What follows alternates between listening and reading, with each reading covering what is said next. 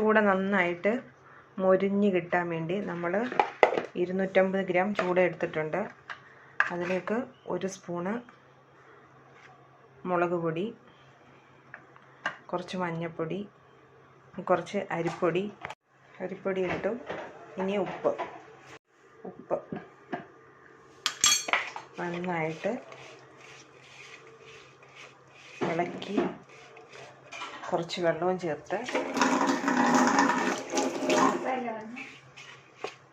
നന്നായിട്ട് പുരട്ടിയെടുക്കണം. അതിനുശേഷം ചീനിച്ചട്ടിയിലേക്ക് വെളിച്ചെണ്ണ ഒഴിച്ച് ചൂടാക്കി എടുക്കാം. ഒരു 10 മിനിറ്റ് ഇത് റെസ്റ്റ് ചെയ്യാൻ വെക്കണം. അതിനുശേഷമാണ് നമ്മൾ വറക്കുന്നത്. കുഴിയുള്ള ചീനിച്ചട്ടിയിലേക്കാണ് നമ്മൾ മീൻ പറക്കിയിട്ട് കൊടുക്കുന്നത്. വെളിച്ചെണ്ണ നന്നായിട്ട് മൂക്കണം. ഓരോന്നായിട്ട് പറക്കിയിട്ട് കൊടുക്കും.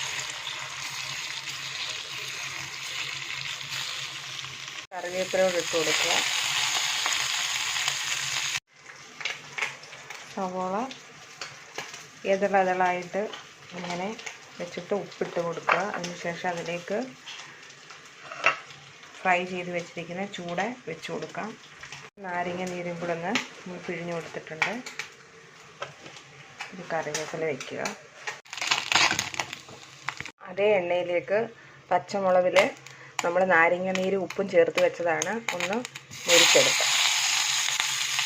നമ്മുടെ റെസ്റ്റോറൻറ്റിൽ കിട്ടുന്നതിനേക്കാട്ടിലും ടേസ്റ്റി ആയിട്ട് നമ്മൾ ചൂട വറുത്തെടുത്തിട്ടുണ്ട്.